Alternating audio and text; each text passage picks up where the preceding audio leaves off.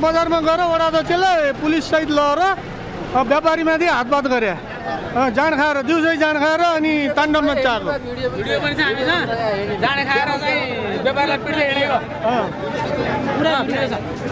व्यापारीलाई पछि हानेछ, व्यापारी अनि मैले देखेको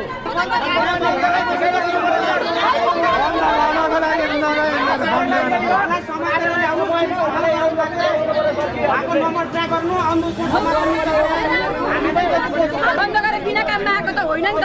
हाम्रो एउटा यतिजना आएपछि त एउटा कुरा निर्णय गरेर त बाहिर एउटा प्रतिनिधि भएको मान्छेले एउटा कुरा त एन्सर त दिनु सक्नु पर्यो नि त। यहाँ यत्रो जना बसेपछि